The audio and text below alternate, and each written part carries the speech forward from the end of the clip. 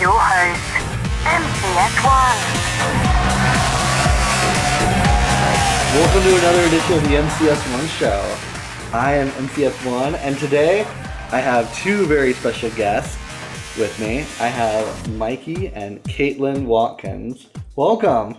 Thanks. Thank you. So, for those that don't know, I just released a book that I wrote a little while ago called Everyone is a Sinner But Me, and Mikey was the person who colored it for me. And he did an excellent job, like amazing. And my favorite thing about this, like, not only did Mikey do a good job, but he's also partially colorblind. And I love telling people that. They're like, why would you have a colorblind person color your book? And I knew Mikey had like a really good detailed art background as well, and he'd do a good job, and he did. But also the joke of he's colorblind, which I think is super hilarious that he did such an amazing job on the book. But book aside, Mikey has a very interesting story that we'll get into. But before we get into that, I want to talk about how I know Mikey and a little bit about the person that he is. And he's like smiling like a ton right now, and he's shaking his head a little bit, and so he knows I'm going to incriminate him on some things. Go for it. But so I met Mikey like a few years ago, back when I lived at a student housing apartment complex, and I hated this complex. And I ended up leaving, and I took a bunch of my friends with me, and Mikey was one of the nice, loyal friends that came with. And it made me feel like super special, because it's like, yay, Mikey, he followed me to my new complex. It's so cool. And so we kind of knew each other a little bit. But one thing that always stuck out to me on Mikey was one thing I do with people is I will kind of play with people's minds and troll a bit. He knows where I'm going with this. And so Mikey would always, for a while he watched it. Eventually I think he viewed me as sort of a bully, because sometimes I can be with it. And so he, his grandparents owned a cabin up in the mountains, and we would go there periodically. And there was one night that we went there to the cabin, and there was an argument going on. And I don't remember what the argument was, but a long time ago, I figured out how to totally fuel the fire on arguments and to keep things going. And what I would always do is I would take the losing side, help build them up, and then I would switch over to what other side is losing and just throw out enough gasoline or fuel for the fire to keep it going. And Mikey caught on to this, as no one else was. And this went on for like 15 minutes. And then finally Mikey said, Mark, stop it. And he didn't like get upset because he's just fueling this argument. And I go, oh, Mikey, I'm not doing such a thing. And I was totally playing coy like I normally do. And so he goes, everyone, I just want you to agree with Mark every time he says anything. And it ruined my night. Because all I wanted to do, I was only going up there to mess with people and have what I viewed as a good time. And it ruined it because Mikey pointed out, if you agree with me, it destroys my argument. And it diffused everything. And I'm not going to lie, I was kind of mad the next few days. I was like, stupid Mikey, he ruined my night. I was having the greatest time, and then he did this. Like, this is what I would go to do when I went to parties, what I do when I hang out with friends. And Mikey just defused that. It was like the first time it's ever been really defused. So Mikey notices things. He's a smart guy. And it was the first time I don't want to say I was shut down, but it was like mic drop kind of thing. There was nothing I could do. And I had nothing to really rebuttal that. But on the plus side, afterwards, Mikey would still agree with me on random things all the time. And it kind of ruined him because, like, we would ask, like, where do we want to go out to eat? And Mikey would be like, oh, I want to go here. And I would be like, no, Mikey, you want to go to this place? It's like, yeah, I want to go to this place. And he would kind of just shake his head and he would play along. But it was really fun. We even made a Is it a bit strip or what is it about that? We back when bit strips were big, Uh-huh. we made a bit strip about that where Mikey would agree with me, where I would be like, I'm number one, and Mikey would be like, he's number one. And Or I'm in the flames, and Mike, you like being down there. You're right, I do like being down here. It was so sad. I was such a jerk. Oh, it was awesome. It was really fun. Anyway, I've known Mikey for a few years now, a couple of years, and I've known like a fair amount about him. I've known he's been like really artsy. I know he had like a huge interest in psychology. I knew some of the people he dated. Knew him decent from the circle of friends that we both had, because we shared the same circle of friends back when we lived at both complexes, which was like super cool. So great guy. And then Mikey got married was it late November? Early October. Early October. I am really bad at this. So a few months ago, Mikey got married and to his wonderful wife, Caitlin. And then about mid-January, I see this Facebook post from Mikey. And for those that don't know, my Facebook feed, and so I see Mikey's, he's got this blog and a status that's linked to it. And I kind of want Mikey just to like talk about the blog and the status and just kind of share that a bit. And if you want to backtrack even further than that, Mikey, you can. So I'll kind of turn it over to you. Cool. So I put a link on Facebook to a blog of mine, and I didn't want it to be misinterpreted. I wanted it to be simple and direct. Whatever I wrote that was the status that had the link to the blog. And I just said, I'm gay and I've blogged about it. So there wasn't much room for misinterpretation. There still could be, but I kept it as simple as possible. And so I linked to the blog. And the blog, basically, the very first post is a pilot post that basically just says thing A, and then the second one was thing A a little bit more in depth. And thing A is that I'm a firm believer in this specific faith. The LDS faith is also very much at odds with homosexuality or homosexual behavior. And so I was actually born gay, and so I was very much at odds with myself no matter what side or position I was taking. Throughout my whole life, which has a lot of negative effects. Over the past couple of years, I found that there's a lot of people that are like me, whether in the same situation or just experiencing the same principle. It doesn't have to be homosexuality and the Mormon religion. It could be other things that are also at odds. And so I wanted to make a blog that helped people, that gave people a voice that experienced something like this or exactly this, as well as, and more importantly, people who didn't understand, to enable them so that they could understand and they can be more sensitive and more open-minded to something that is deviant from a cultural norm. And so that was my first post. And then the second post went into more in depth, where I talked about me knowing that I was different when I was 4 or 5 years old, but also having a firm belief in this faith that says marriage or sexual behavior is specifically between a man and a woman and only after marriage.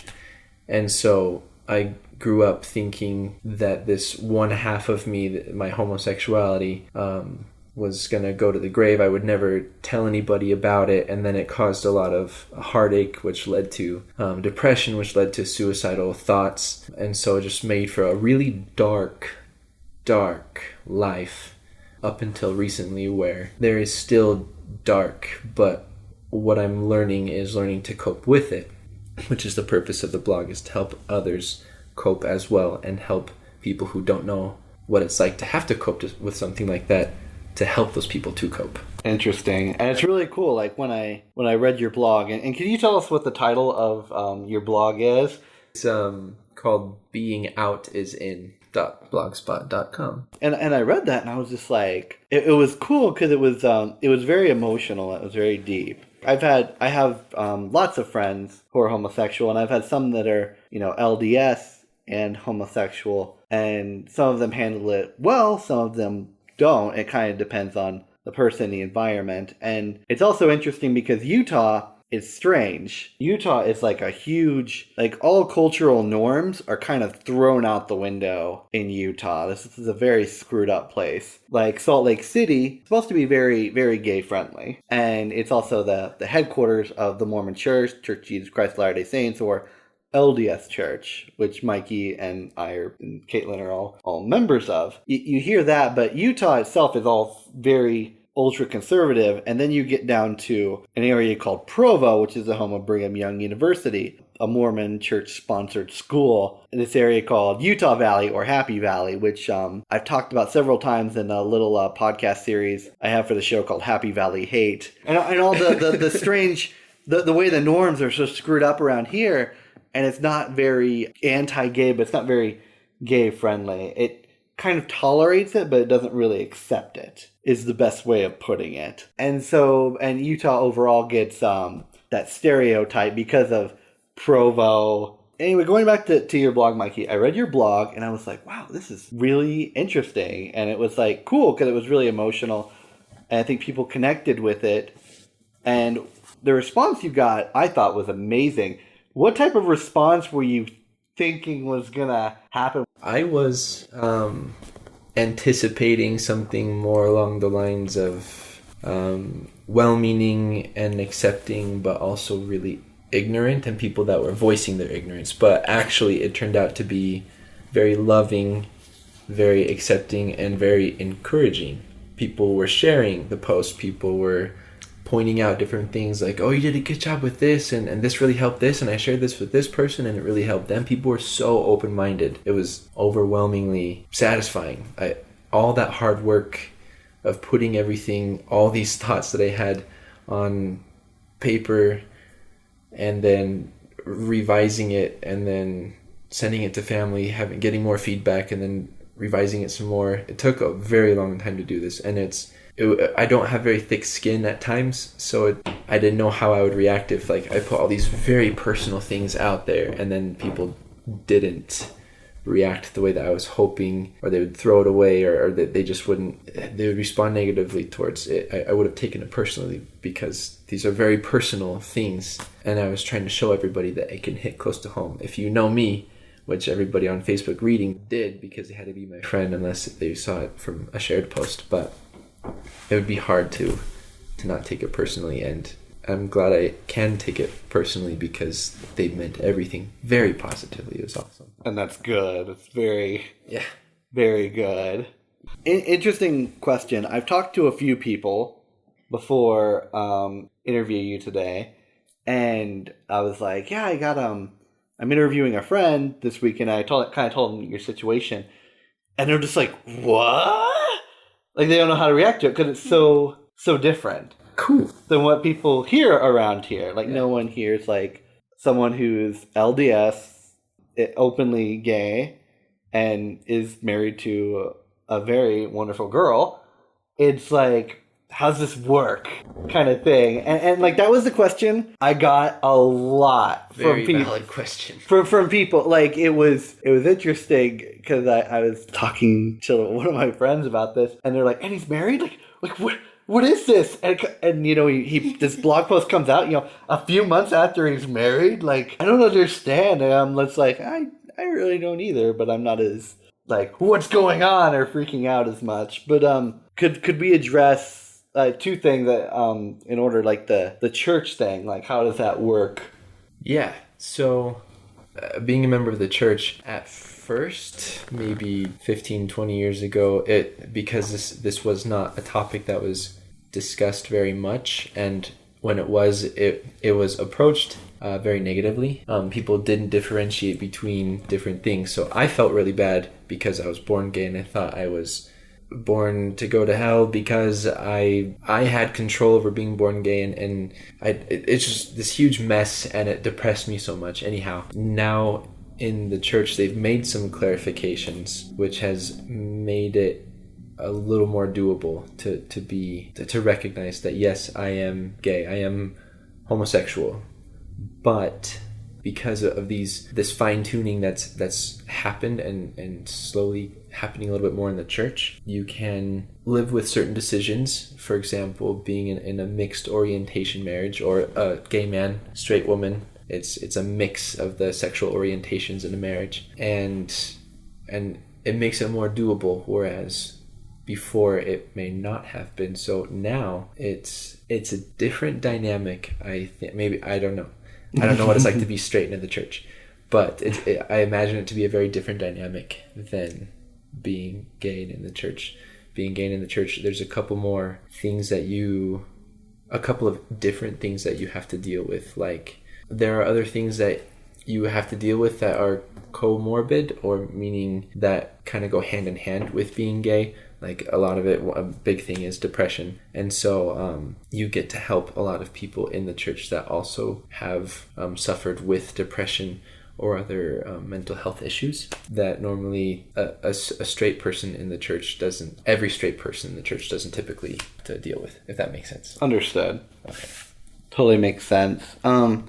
So my second question is, and you brought up this a little bit, like the marriage dynamic. So how does that work with you and Caitlin, if you could be more specific? Because that was kind of a question that I got there. Like, when I talked to people about this interview, like, well, how's that work? And I'm like, oh, I don't really know. I don't really care either. But I think people are curious about that, because that's a very interesting question. Right. That's a very valid question, too. So Caitlin's just like nodding. Very valid. We look at this backtracking, letting some framework or groundwork happen before we answer that question first. Go ahead. Directly. I was kind of hoping you would do that, actually. Yeah. So I realized that after I asked my question, you started talking, I was like, oh, I don't want to interrupt, though, and make him backtrack. No, so perfect. This is the way we've been told before we entered into a marriage where it's monogamous and just us for forever. We've been told that marriage relationships are a compromise, where this person, they feel loved by different things. They prefer The love languages. Yeah, they prefer. Oh, yeah, I'm familiar with those. Physical touch. Yeah. Words of affirmation. Yeah. Yeah. I'm totally Service. familiar with all that. Excellent. So there's words of affirmation, there's service, there is gifts. What am I missing here? Spending time Words with of others. affirmation. Oh yeah, quality time. Quality time. And physical touch. And physical touch. Yeah. So there you can want to feel loved different than how you actually give it, though generally they kind of reflect each other. Like with like what's your love language? For me, I am service. Service. So if let's say a cat was really big on physical touch with you, would you understand that love language, Mikey? I would not, because I am allergic. Wow, to that is cats. so Bad example. fortunate. So yeah, I did that on purpose. I know the way that I would like to have to have someone express their love for me is usually through words, like tell me you love me and I'm good there, or like a service, like, oh, they did this for me today that made me think that while I was doing this at that time that they were doing that they were thinking of me. That's really cool. I'm not very much a anything else. Service, I don't know. That just makes me uncomfortable. Or the gifts, I mean, that just makes me uncomfortable. Someone buying something for me, I can't really handle that. And physical touch, it's not very fulfilling for me as it would be for someone else. But I mean, that's, for me, that's one side of our relationship compromise. Do you want to talk about you? So mine is physical touch. And that's something that's been, I mean, Mikey's great about it. I give him love the way he likes to be loved, and he gives me love the way I like to be loved, which isn't all about sex. I mean, physical touch is like holding hands and cuddling and all those things. And I like words of affirmation. There's different things, and in every marriage you're going to find that one person doesn't like something and the other does. And even in straight marriages, not everyone likes physical touch. Not everyone likes being given gifts. Like, I hate receiving gifts too. So Christmas is kind of like Oh, you guys are the a greatest weird friends thing for the us. holidays. We're like, please don't get me anything. But this is something, I know people have wondered this too. I got a lot of questions like, so are you getting divorced then? Are you going to separate? And Because you guys seem very happy together. Yeah, we are and from what I saw, all the extremely Facebook pictures and everything, and I was just like, wow, they seem so happy. I don't really see. it doesn't make sense. Yeah. Yeah. So I've known for probably 3.5, 4 years that Mikey's gay. And even before he told me, I had a dream where he told me he was gay. God outed me. Yeah, God outed him to me in a dream. And so when he actually told me, it was like, all right. Kind of went over my head like, oh, I mean, let's still be friends. And I didn't expect him to be like, I'm gay, let's get married right now. I knew that it would have to be like a process. But ever since I met him the first time we dated, when I didn't know he was gay originally, I was like, man, I love this kid. Like, I want to marry him. And so it was like an initial, I know it sounds so cheesy. And I don't know. Mikey's such a really nice guy.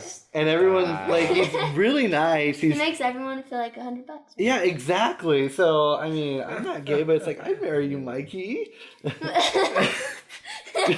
His face. So, yeah, that was like, when I first met him, I was like, I can marry this guy. That would be great. And so I initially fell in love with him then, and then I found out he was gay, and it was like, oh, okay. Well, he's going to figure out what he wants to do with that, and I'll still be here. We were just best friends for years. And then that's kind of how we grew our emotional relationship. And then because we love each other, we find ways to compromise.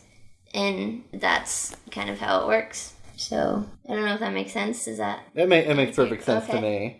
Yeah. So that's really cool. I like that, like, hard work and everything, and like strong emotional bond. Like, that's awesome. That's what's gonna last anyways, right? Yeah, exactly. So my other question is, so Mikey, you're gay but married. So explain to me how the sexual orientation works in that context. I think people are still kind of gonna be confused by that.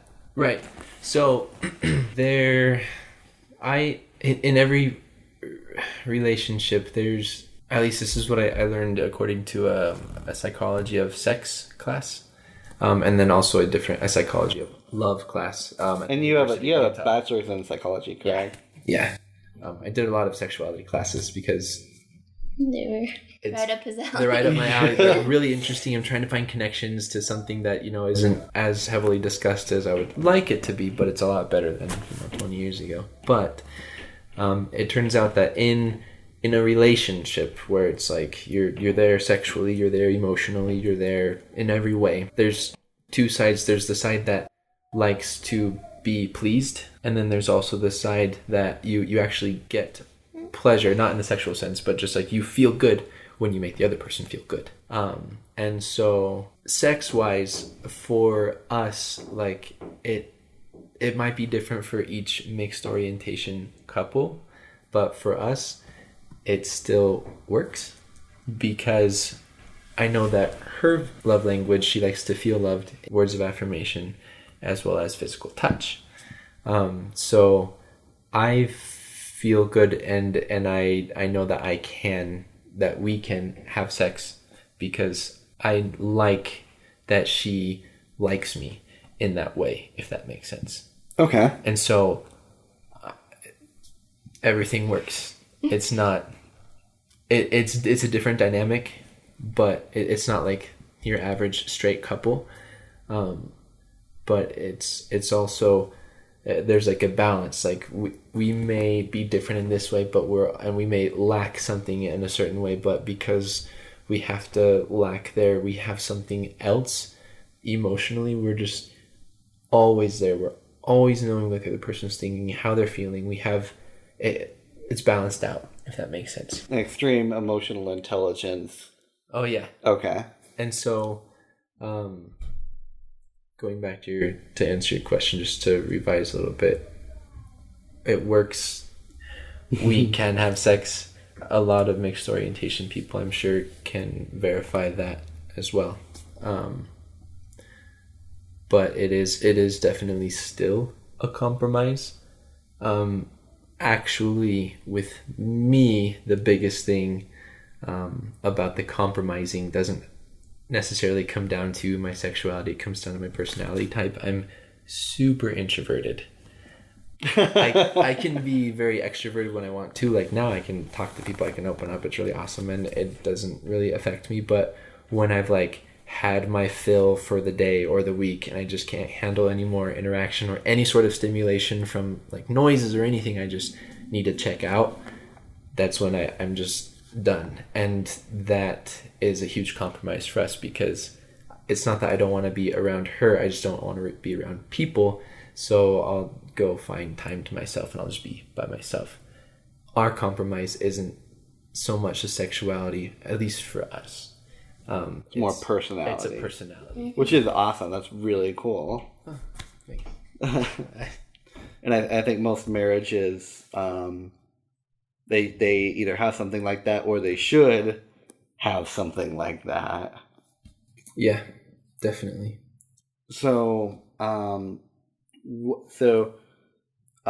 us about the blog and like a little bit more, just like what you're hoping to kind of do in future posts as well. Yeah, so we've been, over the course of my life, I have gotten questions, or I've heard questions, maybe not directed at me, but that people have wondered. And so I've kind of made a mental list until recently I actually put them down, about sexuality in the church, sexuality in the homosexual context, sexuality in a marriage. There's just a lot of questions about sexuality, homosexuality specifically. And so what I hope to do with the blog is actually just answer all these questions. Number one, how does sex in our relationship work, or in sex in a mixed orientation marriage work? I'll be answering these questions. I'll do it concisely and efficiently, and hopefully in a way that most different perspectives will be able to understand, and still keep it interesting. So that question that you asked about the compromising in relationships and the sexuality, how does that work if I'm gay and she's straight? Like, that's perfectly legitimate question. I'll answer that on the blog as well. Other questions that I'll be answering, how do some gays like to, I don't know how to even say this, how do they like to be called? Some people, gay is still like the terms of the glossary. Yeah, the LDS way of approaching it is same-sex attraction. Yeah, there's tons of or same gender attraction, and I think it's kind of a cop out to say gay, but maybe it's uncomfortable for them to say gay because they're used to like the negative connotation for that, like gay and fag. Like there's a negative connotation to a lot of things. So I'll be answering that. I'll be answering, a big thing is to debunk a lot of stereotypes. Which sounds awesome. I'm looking for, there's so many things that I just would like to say, but I need to make sure I address them carefully. Certain points he'll probably be asking for other people's stories and kind of seeing how they deal with it, just to share like kind of like random tidbits of other people's. Cool. Yeah. Also, I've my cousin came up to me and said, "What do you think about the other side of the relationship?" Answering a couple of questions. And so, you know, I always say, or people are always wondering what it's like to be married in a straight marriage, and be gay, but there's a whole other half, that what it's like to be married to a gay man. Puts a different twist on things that some people don't think about, but it's just as important. It's a sacrifice either way, but sacrifices are always the most rewarding. Eventually I'll be writing a post from my side. Cool. That works, but probably not for a while because I'm not as eloquent of a writer as Mikey is. Actually, a big question on my next blog post that I'm going to be talking about is the very basic framework of sexuality itself and attraction and the different levels of attraction. People ask me if I am gay, or like where on the scale of gay to straight I find myself, and that's a very legitimate question, but what I hope to do in that post, for example, is to make it less linear, like left is gay, right is straight, put yourself on that scale. Where do you find yourself? And it's a bit more multidimensional. Every ultra conservative person in the world right now who is listening, which I doubt would be anyone, to be honest, it's probably like, I'm definitely all right on this one. You know, that type of thing. Right. And so actually, like, Alfred Kinsey, he's a major key role in the study of sexual behavior. There's a Kinsey scale, 0 to 6. It's a 7-point, because 0 counts as 1. 7-point scale, and he said that people rarely are on the 0 or the 6, the Kinsey 6 gay or the Kinsey 0 straight. There's actually, it's more of 2 bell curves on either side, and so, which technically, if you're not a 0 or a 6, you're somewhere on the bisexual. So according to this person, most people are bisexual, but there's varying degrees of it. For me, I'm like a 4.5, where I know that I have a specific type or a couple of types in physical for guys. That is what I'm sexually attracted to, but I've also found that I'm not attracted to guys in any other way, emotionally or spiritually, any other It's connection. just one aspect. It's just one aspect, and in every other aspect, I am all the way there with girls, which made dating girls growing up very doable. There's just this one small part that's empty, which is, it's a sacrifice, but it's fine. So gay or straight or bi, technically I'm bi because technically most of us are, but there's different levels of attraction. So I'm sexual attraction, I'm gay, but my behavior doesn't reflect that because I'm married. If that makes sense, there's a difference between orientation and your behavior, which also I'm going over in the blog. It's going to be a lot more concise than what I've just said, but There'll be pictures, I'm sure. there'll be pictures. It's like all these little bell curves and this pyramid and Oh yeah, all this other stuff. that'd be awesome. You talk a lot about sacrifice. My question is, what if Caitlin wanted a cat? Would you? I bring it up every day. Really? She Oh, does. yes. So does. I'm sorry, Mikey. It's fine. We meet in the middle. I I don't want a cat, so we'll just have a half of a cat. half a cat. He says that I'm too much like a cat.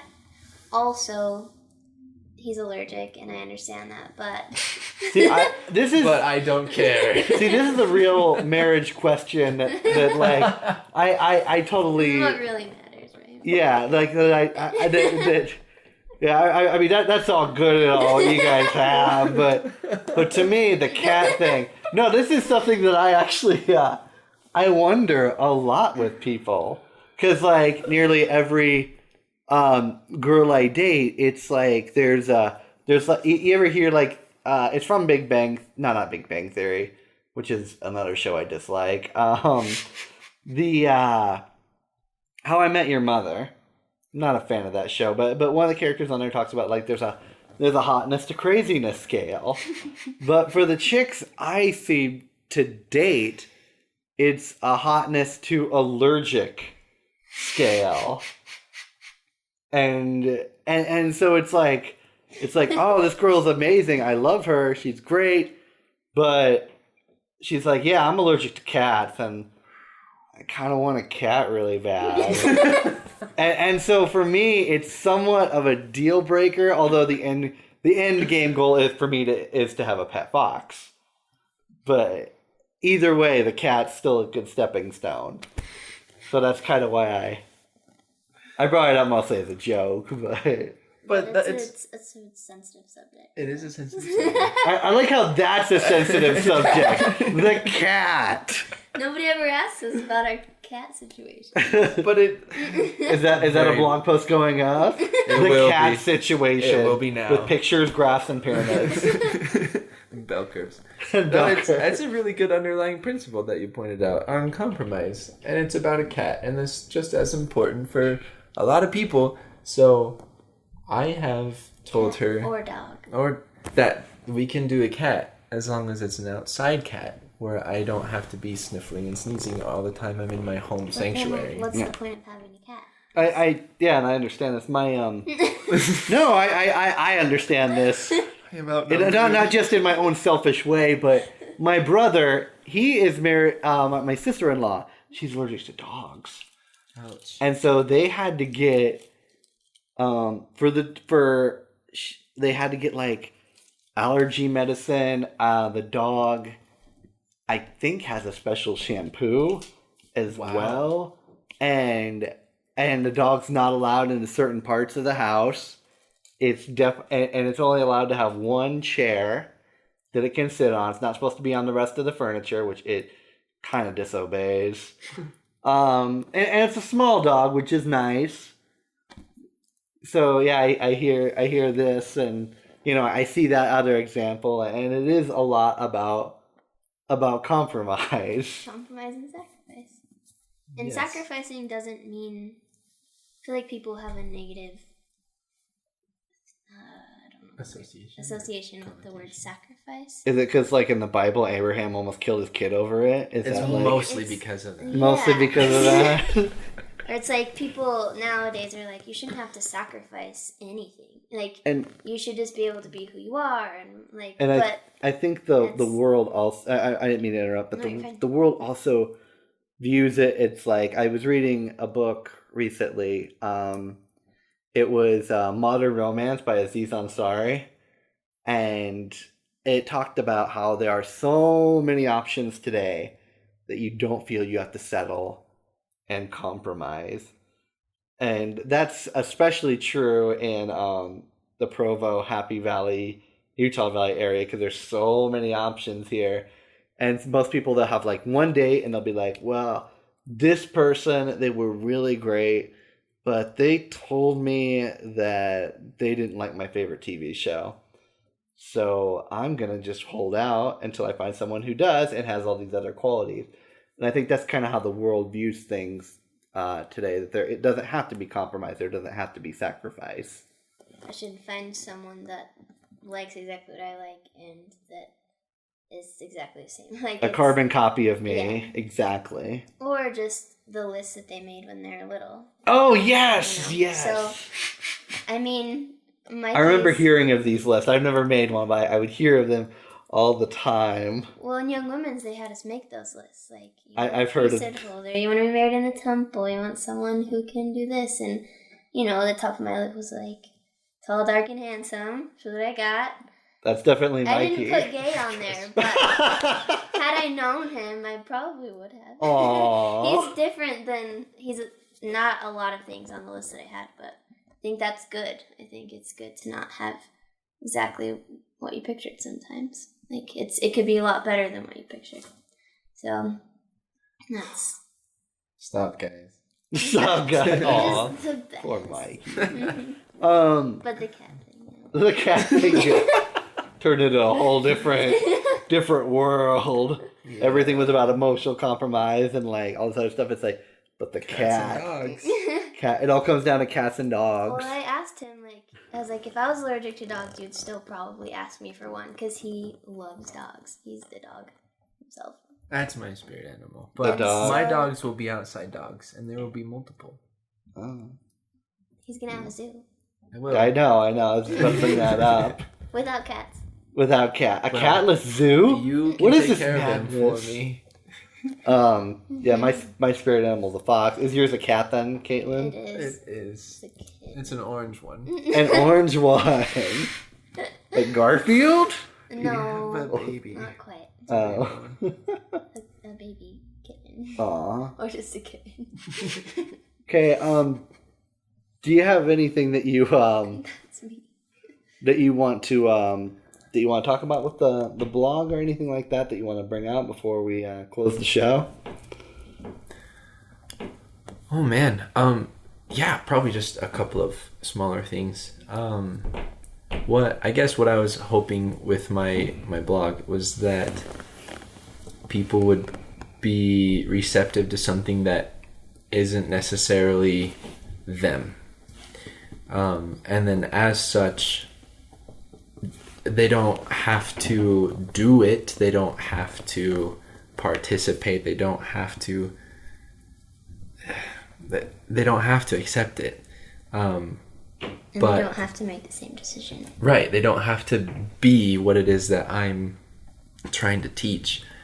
But I really would like to spread the idea of being okay that there's something that's different than you. That's a really big point to the blog. Also, just because it's not what entails you doesn't make it any less acceptable, doesn't make it any less important, doesn't make it any less valuable. There's a lot of hurt that is out there, and a lot of that hurt can actually be curbed. You can decrease some of the hurt if you can understand a little bit more. A lot of it is not taking the pain away, it's just being there and listening, understanding. And especially when it comes to something as touchy in the LDS religion and the LDS culture, something as taboo as sexuality is, particularly homosexuality. There's a lot that is still not known, and there's a lot that people would like to know. And so what I'm trying to do is answer the questions, and we've been getting a lot of questions, but some of the people are like, your blog has left a lot of questions unanswered, and I don't even know if you guys know the answers to them. And a lot of it is, the point is, we don't know a lot of things, but we know these things, and they'll point us in the right direction someday. But as for now, we will answer the questions as they come. The whole point of the blog is to answer it in installments. We don't have to answer them all Everything at at once. Which Yeah. is kind That of, would be a lot to take in. yeah, and not people. And people would read it because it's like, it'll be pages upon pages upon pages, and no one sits down for that long when you can watch a meme for 2 seconds and then get just Especially on the internet attention span. Yeah. So yeah, patience, open-mindedness. Cool. And what is the blog address again, just for everyone so they can go check it out? It is www.beingoutisin.blogspot.com. Wonderful. Okay, thank you, Mikey and Caitlin, for joining me today. And yeah, thanks a lot. It was wonderful.